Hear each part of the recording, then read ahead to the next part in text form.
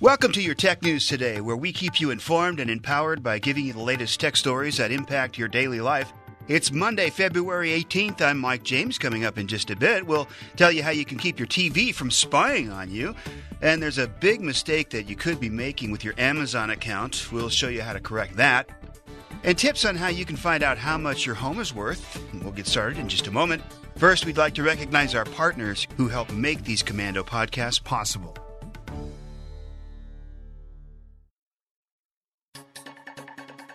Well, just in case you missed the Kim Komando show over the weekend, today we're going to talk about some of the tips that we covered. And we start with your smart TV, which is one of the most convenient perks of our modern digital world. This is, of course, why your TV directly connects to the internet and lets you access your streaming services and apps without the need for another external gadget. But you're not going to believe how your smart TV is not just gobbling up your viewing data, but in some cases it's also gathering information about your home. So, can you minimize your smart TV's snooping activities? Our advice is turn off its tracking features. Automatic Content Recognition, or ACR, is a smart TV technology that tries to identify the content that you're playing on your TV by analyzing its pixels. Now, since ACR acts on the pixel level, it can identify every ad, TV show, or movie that you're playing on your TV, including content from streaming boxes like cable, over-the-air TV, and even DVD and Blu-ray players. The data is then collected and can be used for marketing and targeting advertising purposes. If this all sounds a little bit creepy to you, thankfully there are ways to turn it off depending on your TV's brand. We're going to cover a few of them here. On Vizio TVs that use the newer SmartCast system, go to System, Reset, and Admin, Viewing Data, then toggle it to Off. And on newer Samsung sets, bear with us, we're just going to cover a few of these. On newer Samsung sets, go to Settings, Support, scroll down to Terms and Policies, where you can turn off viewing information services, internet-based advertising, and voice recognition services. And then on older Samsung Smart TVs, go to the TV Smart Hub menu, Settings, Support, look for Terms and Policy, and then disable Sync Plus and Marketing. You can also disable voice recognition services in this section as well. Now keep in mind that turning off your Samsung TV's voice recognition services will disable its voice commands. LG's ACR technology is baked into its newer Webos-powered smart TVs, and it's known as Live Plus. And to turn that off, just go to Settings, all the settings, then scroll down to General, scroll down to settings called Live Plus, and then toggle that to off. Those are some tips to disable ACR in some of the most popular models, but we have more information at Komando.com, so if you have a TV that we didn't mention here, just go to Komando.com. You'll find info on the Amazon Fire TV, plus Roku TV, and several more. You can also find out about another way advertisers track you through your smart TV, which is through a service called Samba TV. It describes itself as a cutting-edge technology layer on your TV that understands what your TV is playing. Now, regardless of the source, it also communicates with your devices, enabling personalized recommendations and unique second-screen experiences for compatible TVs and apps. But Samba TV system can also reach out to other devices in your home that are connected to the same network as the TV, which means, aside from the ability to recognize and track content regardless of source, Samba TV also can create a device map of your home. Again, learn more about Samba TV and how to opt out of its tracking features at Komando.com.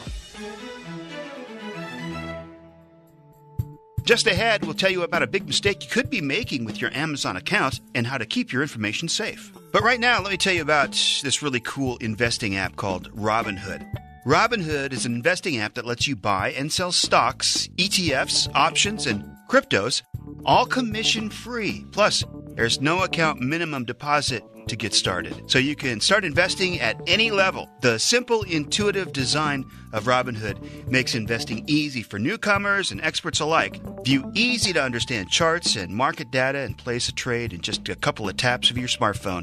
With Robinhood, you can learn how to invest in the market as you build your portfolio, discover new stocks, track your favorite companies, and get custom notifications for price movement so you never miss an opportunity to invest. Robinhood is giving listeners of Tech News a free stock like Apple, Ford, or Sprint to help you build your portfolio. Just sign up at money.robinhood.com. That's money.robinhood.com. While we're doing that, I'm going to go to my Robinhood thing on my phone, and I'm going to see how my stock's doing while I'm thinking about it, because last week it was doing awesome, and I'm up about 9% since I started. So again, sign up at money.robinhood.com. Well, just like a lot of websites, Amazon uses cookies to keep you logged in even after you close your browser or shut down your phone or have turned off your computer. And while you might think it's a time saver to stay logged in, think about anyone else who has access to your devices. But the real trouble is if you stay logged in to a public or otherwise shared computer.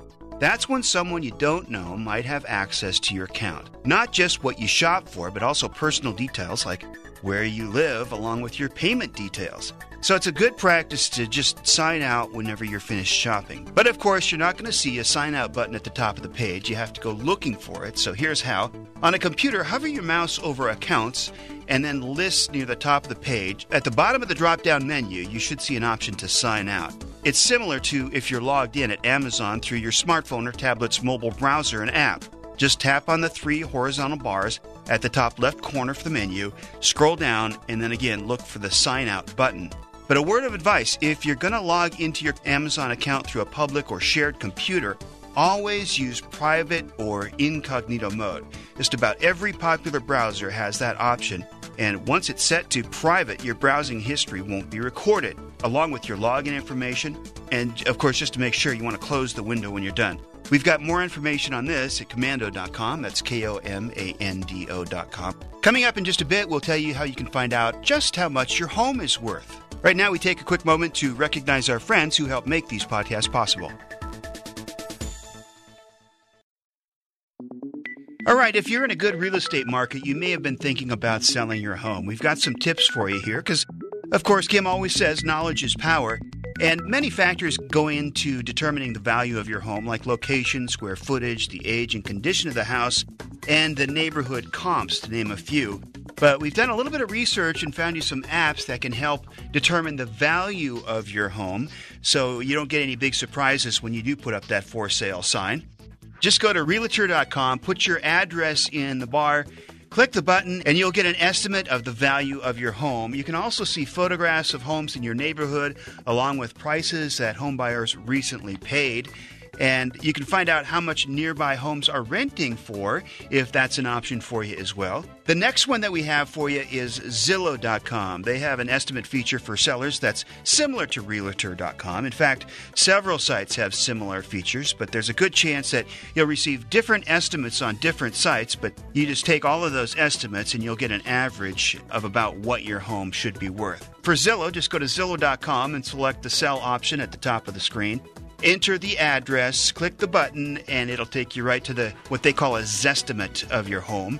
Also, toward the bottom of the page, you'll see comparable homes in the area that recently sold. You can select one that's most comparable to yours for more detailed information about the sale. On that page, you can also choose to receive a cash offer from Zillow. No staging, showings, or repairs, and you move when you're ready. Just answer a couple of questions on your home and enter an email address, phone number, and you're on your way to getting an offer from Zillow. Plan on it being a low offer. Trulia is another site that you can use to help estimate the value of your home, but you can also research properties in other areas if you're thinking about moving. It lets you explore areas by address, neighborhood, city, and zip code. Just go to Trulia's homepage and type in your address. You'll be taken to a page that shows your Trulia estimate and a ton more useful data. A little lower on the page, you'll see the complete history of what the home sold for. Also on Trulia, what helps out a lot if you're looking for a home is they have crime maps and crime reports, so you look for the red areas and stay away. Also, it lists homes nearby that are for sale. You can get an idea of what your neighbor's listing prices are. And there's a selection that shows real estate price trends in your zip code. So it's going to tell you the average listing price, the median sale price, and the average sale price per square foot.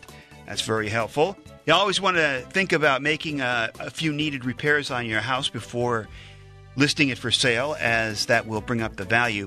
Homes.com has a search feature that is a lot like these others on Zillow and Realtor.com. We have more tips for you on other sites that can also help with finding the value of your house, along with plenty of other resources over at Komando.com. And in case you missed some of our other big stories at Komando.com this weekend, be sure to find out what you need to know about the Y2K of GPS happening in April. We've also got a report about a crazy phishing scam that has a 1,000-character web address link, along with information on how you can get a chunk of settlement cash if you own a particular brand of smart TV. And by the way, once you're done listening to the Tech News Today, give us a good rating wherever you're listening to us on. We appreciate that. Finally, for today's Komando Kicker, while the solar system exists all around us, scientists are still learning new things about space and, of course, the objects within it.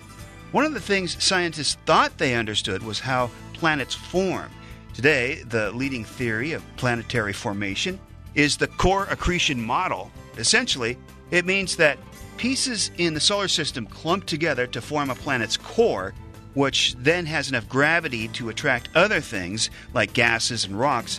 However, there are planets in other solar systems that aren't built the way that ours is. This has drastically altered astronomers' views on how planets are formed, and it's going to change how NASA technologies will search for other planets in future expeditions.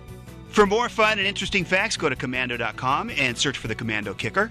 And that's your tech news for today. If you want to win great prizes like the Komando 2-in-1 tablet and laptop, or even a Komando Bluetooth speaker, simply become a Komando ambassador. If you love getting the Komando free email newsletters, you can share it with your friends and family who will benefit from valuable tech and the digital life hacks. Invite them to get the free email alerts. And more people you invite, the more they sign up and the more prizes you win. Just go to Komando.com/ambassador to learn more.